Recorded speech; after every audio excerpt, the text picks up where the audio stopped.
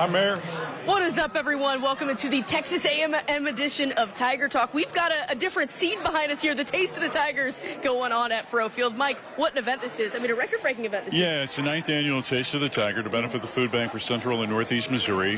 More than 500 people are here, including Meg Judy, who's about ready to start the auction, and she's really loud. But naturally, she's really loud. That's another story. But it's a great event, you know, and a lot of opportunities for vendors that have food service, businesses to come in, serve their food, and people a chance to eat and drink and spend some money to benefit the food bank. Well, it is a great event. You're also still going to have Tiger Talk tonight. Eli Drinkwitz going to be in the house. They have got a big game this weekend against third-ranked Texas A&M. I want to talk about, obviously, the story of the week. The freshman, Matt Zollers, making his first start. What's kind of your takeaways of freshman Matt Zollers? Well, first of all, he looked like he was prepared and ready to go in Vanderbilt when he was called upon to come in after Bo got hurt. And so that's the first thing. You take away is that he was comfortable in the moment. It wasn't too big for him. Now, let's get a little chance to think about it. So does that change? I don't know. I mean, he's a guy that's always been a winner, always been very poised, and he looked extremely poised in that circumstances in Nashville. And so I think that, he'll be a kid he'll seize the moment. I really believe that. And I think that, it'll be an opportunity where he won't look like he's uncomfortable.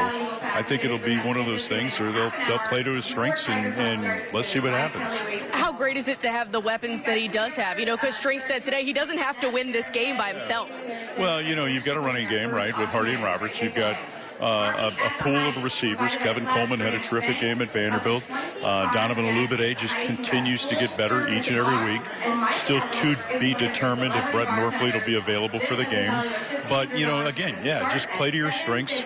Understand this, and I don't want to say manage the game, but just don't make mistakes. Don't put the ball in jeopardy, and if you do that, you should be okay. This defense of Missouri will keep Missouri in the game for sure. Well, what stood out about what Texas A&M's done this season? I mean, an undefeated year, third best team in the country. What stood out? Well, they're undefeated for the first time since '92. I watched during the bye week a number of different games, and I sincerely believe this, that Texas A&M is the best team in the country right now. Offense, defense, special teams, return game. Marcel Reed is a terrific young quarterback. They have the ability with a huge offensive front to protect. They haven't given up in a sack, I think, in 5 consecutive games. And so they're really, really well coached. And to echo what Eli said today, to think what Mike Elko has done in a short amount of time to put together this group, I think it speaks to the job that his staff is doing, but also to the resources of Texas A&M.